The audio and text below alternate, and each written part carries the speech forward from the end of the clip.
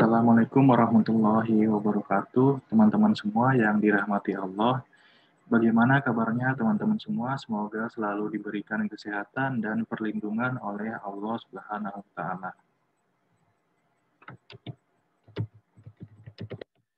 Perkenalkan, saya Ahmad Erlangga Pratama, NIM 130, kelas Psikologi B 2018, mahasiswa Universitas Muhammadiyah Malang, Fakultas Psikologi.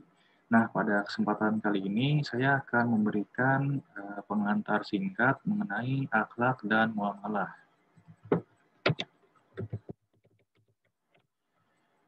Yang pertama, akhlak. Indonesia merupakan negara yang menjunjung tinggi norma dan sopan santun. Dalam kehidupan sehari-hari, seorang yang memiliki akhlak yang baik akan lebih mudah diterima oleh masyarakat. Tak heran jika kita selalu dibiasakan untuk memiliki akhlak yang baik dari kecil. Akhlak ini adalah tingkah laku yang dilakukan berulang kali. Secara istilah, akhlak yaitu sifat yang dimiliki seorang dan telah melekat dan biasanya akan tercermin dari perilaku orang tersebut. Jadi, akhlak ialah sifat-sifat yang dibawa manusia sejak lahir yang tertanam dalam dirinya dan selalu ada padanya. Namun, seiring perkembangan kehidupan seseorang, akhlak ini bisa dibentuk dan dirubah. Jadi, sifatnya bisa berubah-ubah dan akan cenderung menetap setelah dibiasakan.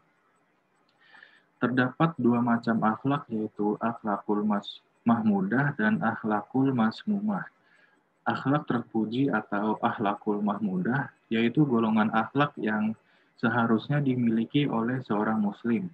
Dan akhlak tercela atau akhlakul masmumah, yaitu golongan akhlak atau tindakan buruk yang harus dihindari oleh setiap manusia. Akhlak masmumah ini harus dijauhi karena dapat mendatangkan mudarat bagi diri sendiri maupun orang lain.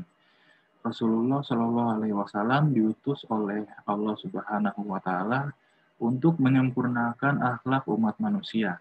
Hal ini karena akhlak adalah fondasi penting seorang yang beragama.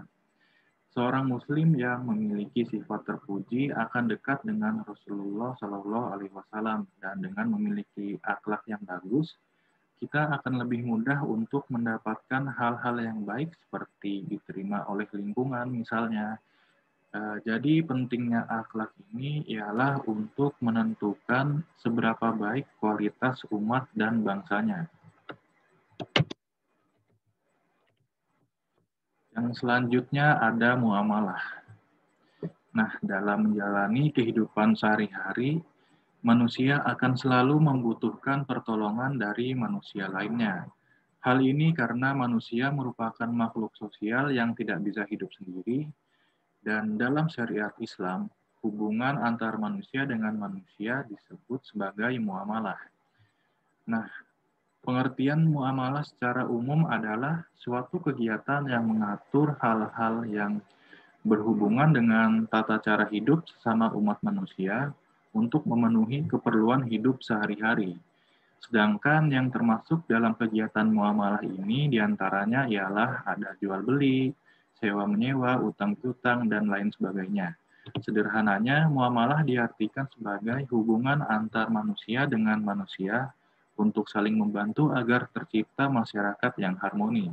Maka dari itu, muamalah dalam Islam merupakan salah satu cabang ilmu yang perlu dipahami oleh setiap umat Islam agar dapat menjadikan setiap aktivitas kehidupan dunianya bernilai kebaikan yang berujung pahala. Sesuai dengan prinsip muamalah dalam Islam, maka pada dasarnya setiap aktivitas sosial masyarakat, khususnya dalam aktivitas ekonomi itu boleh dilakukan.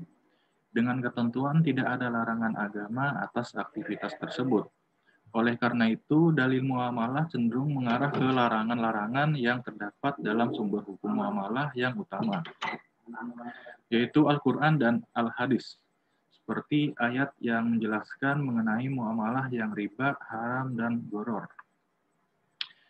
Sehingga dengan bermuamalah secara syariat, kita sudah menjadi makhluk sosial yang seutuhnya, karena di dalamnya terdapat ibadah, yaitu salah satunya dengan memperhatikan sesama kita.